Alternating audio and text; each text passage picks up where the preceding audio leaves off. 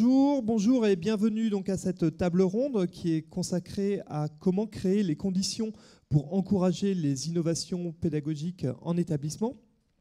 Je me présente rapidement, je suis François Guerrier, je suis intervenant sur une mission d'appui pédagogique dans l'enseignement agricole et je suis basé à AgroCampus Ouest dans le ministère donc, de l'Agriculture, de l'Alimentation et de la Forêt. Pour cette table ronde, nous aurons l'occasion de pouvoir avoir différents points de vue.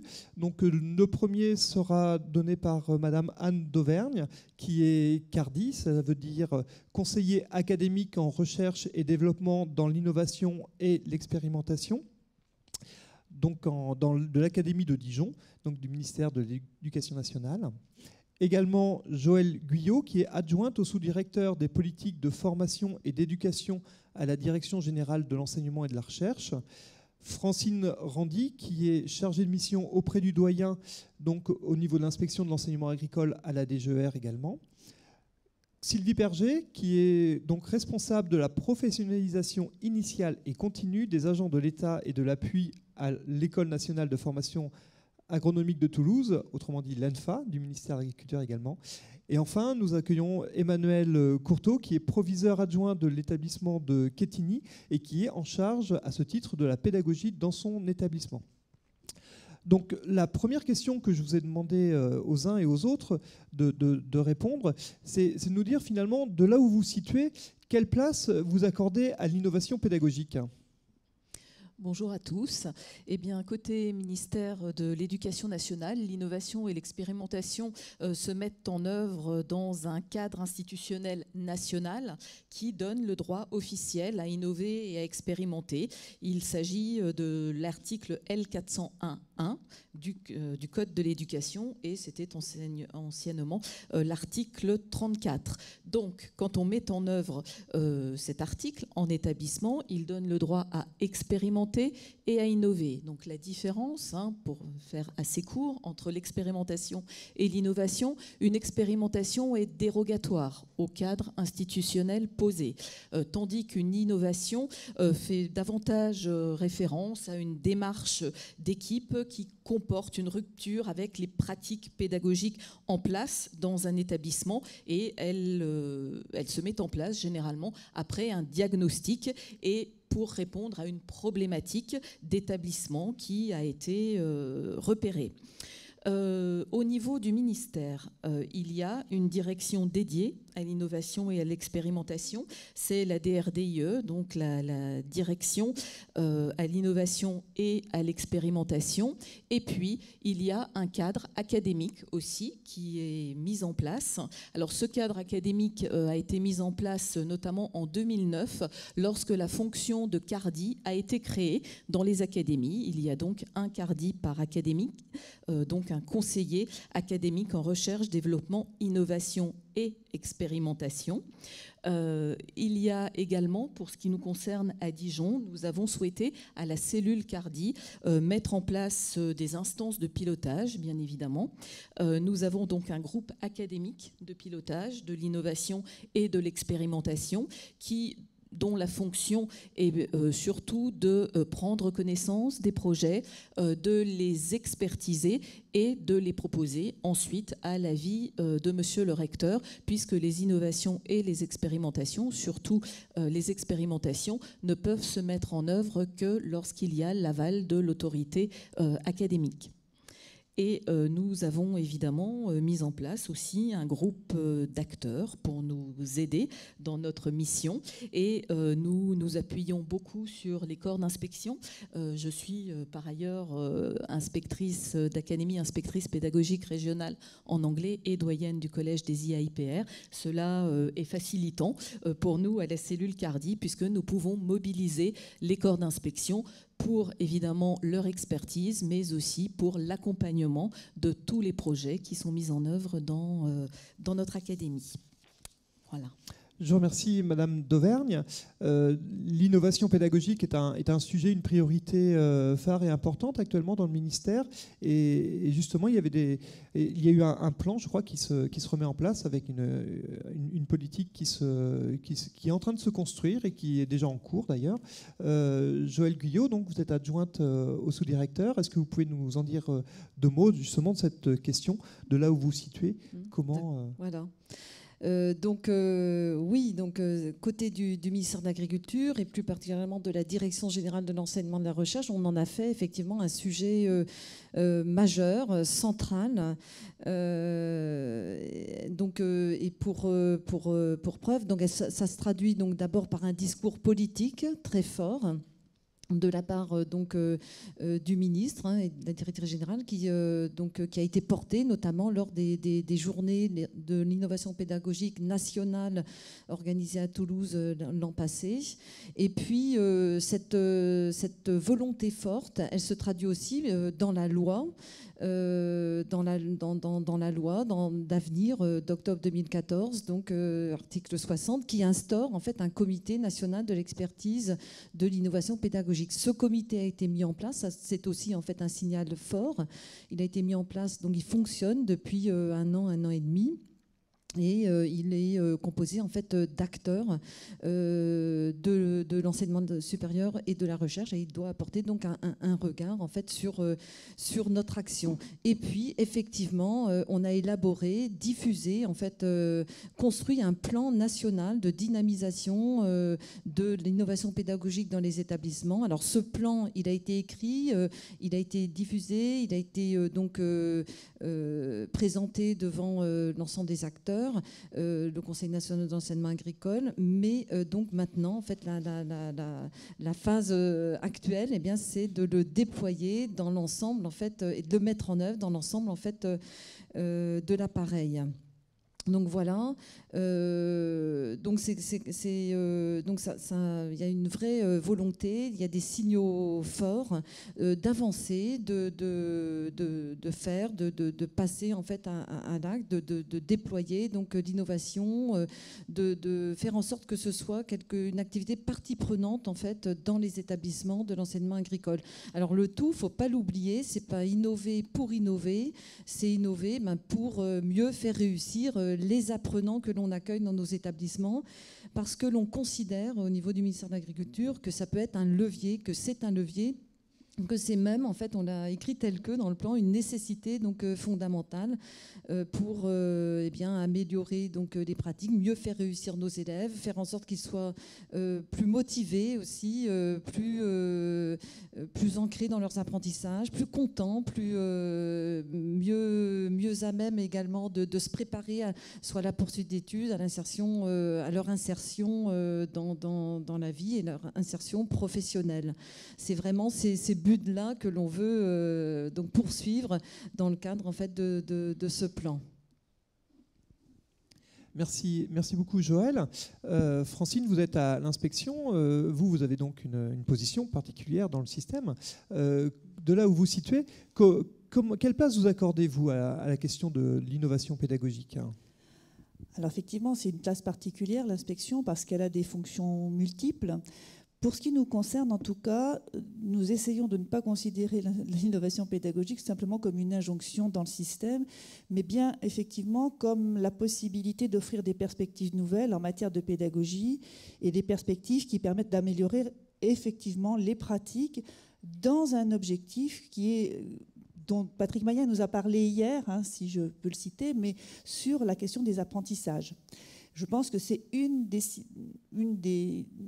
un des points majeurs que nous essayons effectivement d'identifier et en particulier de considérer que l'innovation n'est pas une fin en soi, mais qu'elle s'inscrit bien effectivement dans des améliorations et une réelle plus-value. Et une réelle plus-value dont il nous paraît aussi important qu'elle soit à la fois au moins en partie mesurée et apprécié, repéré. Je pense notamment à l'usage du numérique qui se développe de façon assez importante et pour lequel parfois on considère bien qu'il n'y a pas réellement d'amélioration des pratiques et pas d'amélioration du tout non plus dans les apprentissages. Donc ça, c'est vraiment une considération importante. Le deuxième aspect, c'est que l'inspection, évidemment, intervient aussi beaucoup dans les rénovations qui sont proposées, dans les écritures de ces rénovations. Et dans ces rénovations, dans ces dernières rénovations dans lesquelles il y a eu beaucoup de nouveautés, de nouvelles pratiques en tout cas, ou de nouvelles organisations qui ont été proposées en laissant plus d'autonomie aux établissements dans la mise en place des formations, il y a là aussi un cadre d'innovation important en matière d'ingénierie pédagogique qui nous paraît aussi être un élément fondamental que l'on doit aussi repérer, accompagner pour que les établissements puissent répondre à ces attentes. Et puis, ce dont je voudrais aussi parler, et là aussi, ce sont des éléments qu'on a un petit peu vus hier, notamment dans cette intervention que nous avons eue avec Patrick Mayen, c'est la question aussi de la qualité du travail des enseignants et de leur bien-être au travail. Et l'innovation, elle doit aussi être pensée comme, enfin pour ce qui nous concerne, elle doit aussi être pensée comme le moyen d'améliorer les conditions du travail des enseignants dans la classe. Et donc de pouvoir aussi juguler, je dirais, les difficultés que les enseignants peuvent rencontrer et dans le cadre de leur carrière, essayer de faire en sorte que l'innovation puisse être pour eux aussi une forme de dynamique individuelle et si possible ensuite collective et collective qui leur permettent justement de trouver du plaisir à être dans la classe et à enseigner aux élèves qui sont évidemment différents ou en tout cas oui, assez différents de ceux que peut-être nous avions ou vous aviez il y a quelque temps. Merci beaucoup. Sylvie Perger, donc vous êtes en charge un petit peu de la formation initiale des enseignants et aussi un peu continue. Du coup, quelle place vous accordez à cette question de l'innovation pédagogique ?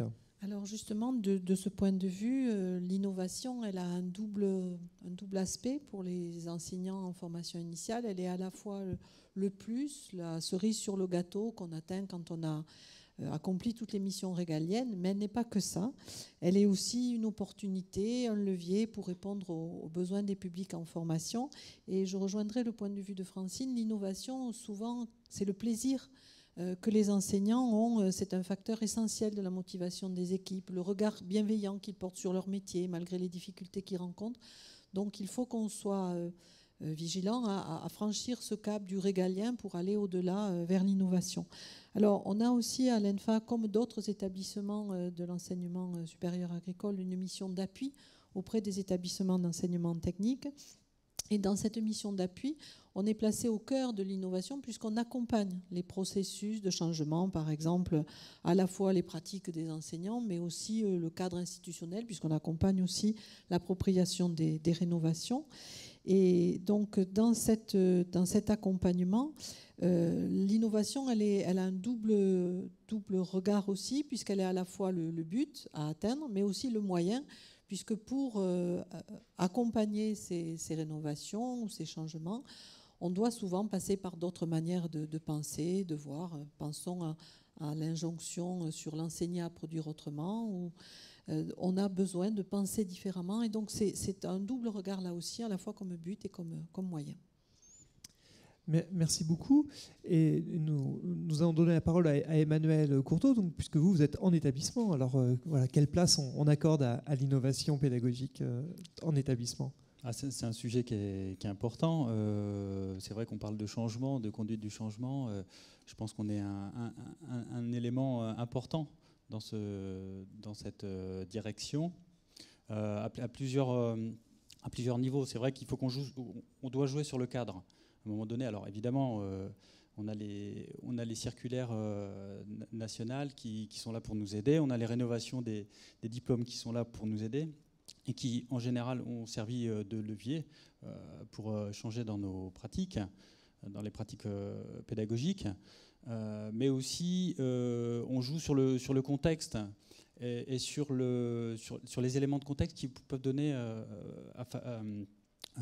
aux enseignants à essayer, à expérimenter ou à tester des choses. et le faire en fonction de la taille de l'établissement. J'ai eu à travers mon parcours deux types d'établissements avec des structures, enfin voilà, avec des tailles différentes. Amener un établissement avec une petite taille collectivement sur ces questions-là est sans doute, enfin, je le considère plus facile que de l'amener sur une taille plus conséquente. Et c'est vrai qu'actuellement, je suis plus sur la théorie des petits pas, où on allume des feux en termes de réflexion, de pratiques réflexives sur le travail, et mettre les enseignants en travail collectif aussi. Donc, de telle manière à ce que ça puisse irriguer aussi la réflexion au niveau de l'établissement. Donc on a un rôle à jouer qui est important, qui est très important. Il faut être attentif à comment évoluent les choses dans l'établissement. Les initiatives qui veulent être soutenues, portées par les enseignants, il faut les soutenir, il faut les accompagner. Donc il y a une dimension de pilotage, une dimension d'animation sur ces sujets-là. Vous aurez compris, j'ai une vision, une acception très large de la notion d'innovation. Ne serait-ce que la pédagogie de projet, pour moi, constitue un facteur d'innovation aussi. Merci beaucoup de l'ensemble de vos propos. Je retiens notamment que le cadre institutionnel, donc de là où vous vous placez, en fait, contribue, et la place que l'on accorde, elle est à un moment donné nécessairement traduite ou inscrite dans des textes, dans des références pour pouvoir sécuriser, permettre et autoriser. Qu'ensuite, il y a aussi des espaces qui doivent être créés. Donc c'est le rôle notamment du directeur adjoint, mais pas que. Et donc de pouvoir permettre ces différentes zones de débat, de dispute, et que l'innovation, si je l'ai bien entendu, finalement vous en avez une acception large, et que pour vous c'est finalement une mise en mouvement, une réinterrogation sur les métiers, les pratiques et les activités dans le but de les améliorer pour l'activité d'apprentissage des élèves, parce que c'est bien de ça dont il s'agit au bout du bout, et puis également pour le confort au travail des personnes qui sont acteurs au niveau de ce système. Peut-être vous vouliez rebondir sur un ou deux propos que vous avez entendus de cette table ronde, ou peut-être dans l'assistance, vous avez peut-être autour de cette première question sur la place de l'innovation pédagogique, des réactions à faire. Oui. Juste le temps que le micro parvienne jusqu'à vous. Merci. Donc bonjour, je suis Paquita Gasquez, et référente innovation pédagogique pour les établissements agricoles en Île-de-France. Et je voulais poser une question à Madame d'Auvergne, c'est ça ?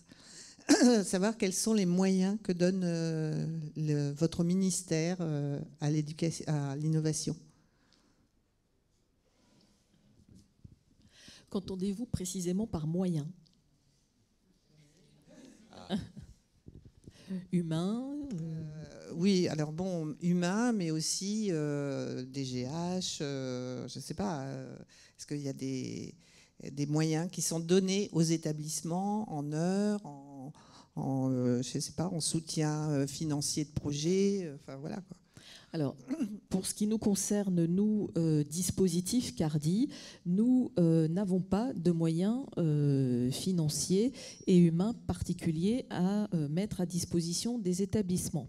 Néanmoins, dans certains départements, l'innovation et l'expérimentation sont soutenues par les DSDEN, les directions académiques des services de l'éducation nationale, qui parfois, sur présentation d'un projet validé, effectivement, abondent en moyens heures, par exemple. Pour ce qui concerne les moyens financiers, nous disposons de ce que nous appelons des APN, des actions à pilotage national. Donc le ministère nous délègue annuellement ou semestriellement un volant d'heures dont nous disposons et que nous attribuons ensuite aux enseignants essentiellement qui s'engagent dans ces démarches d'innovation et d'expérimentation. Mais bien évidemment, cela est corrélé au fait que le projet a été suivi, qu'il a été évalué et que nous savons que du projet papier que nous recevons à la CARDI, eh bien, ce projet a pris forme et surtout qu'il vit en établissement. Voilà, mais il n'y a pas de moyens spécifiquement dédiés. Entrer dans une démarche d'innovation ou d'expérimentation n'est pas, comment dire, un moyen détourné pour obtenir des moyens supplémentaires. Et d'ailleurs, dans l'appel à projet que monsieur le recteur adresse à tous les établissements en début d'année, il est bien indiqué que l'innovation et l'expérimentation se font dans le cadre des moyens de l'établissement. Et beaucoup de chefs d'établissement, d'ailleurs, travaillent à l'intérieur de la dotation horaire globale qui leur est allouée. Si j'ai bien compris, en fait, il n'y a pas de moyens fléchés. Non. Il y a des moyens qui sont quand même disponibles pour permettre au fil de l'eau d'encourager ou de valoriser quand on sent qu'il y a un petit feu qui prend, si on reprend l'expression d'Emmanuel. Voilà, par exemple, cette année, nous avons un certain nombre de collèges dans l'académie qui se sont engagés dans une démarche pionnière, on va dire, d'expérimentation de certains aspects de la réforme du collège. Nous avions donc, dans l'appel à projet, demandé aux établissements quelle était l'ampleur des moyens qu'il souhaitait pour mettre en place donc ces expérimentations, et monsieur le recteur avait donc dit qu'il en faisait une priorité. C'était une priorité rectorale pour cette année, et nous savons que certaines DSDEN en effet ont abondé en heures certains établissements, mais c'était un fléchage là qui était un fléchage académique fort en cette année donc précédant la mise en place de la réforme du collège. Je vous remercie. Une seconde, et ce sera la dernière sur cette partie de questions. Donc. Sonia Rougier, région Auvergne-Rhône-Alpes. Moi, j'ai une question sur la création d'espace et de temps pour l'innovation, le débat, etc. en établissement. Comment on fait pour créer ça ? C'est une bonne question. La notion d'espace est souvent galvaudée dans les établissements. On pense que les choses sont figées dans l'espace. On regarde plus le temps, en fait. Le temps, c'est l'emploi du temps, c'est toucher à l'emploi du temps, c'est le temps de concertation aussi. Est-ce que les enseignants considèrent qu'ils peuvent le prendre ? S'ils en sentent les besoins et s'il y a une corrélation entre le projet d'établissement, l'impulsion qu'on donne et leur envie, ils vont prendre le temps. Après, en fonction du projet qui est lancé, alors j'ai plusieurs projets en tête, il faudrait que je prenne un exemple. Soit ils rentrent dans le temps scolaire, et donc il n'y a pas forcément à changer les habitudes entre guillemets, ou alors au contraire il va impacter le temps scolaire. Et donc en termes alors c'est souvent sur la dimension projet, on peut être amené à banaliser un temps. On peut être amené sur l'espace à travailler avec plusieurs classes, à utiliser les centres de ressources, les centres de documentation, l'exploitation agricole. Voilà, alors je reste un petit peu dans l'abstrait, mais de toute façon, la dimension innovation nous oblige à regarder ces questions de temps et d'espace, parce qu'elles vont être de plus en plus mobiles. Évidemment, il faut que le cadre, en fait, il faut qu'on joue toujours sur deux tableaux. Il faut que le cadre il soit clairement défini au départ, pour qu'on puisse jouer dessus, en quelque sorte. Parce qu'en fait, on le vit comme des contraintes, alors que justement, ce sont des leviers sur lesquels on peut évoluer.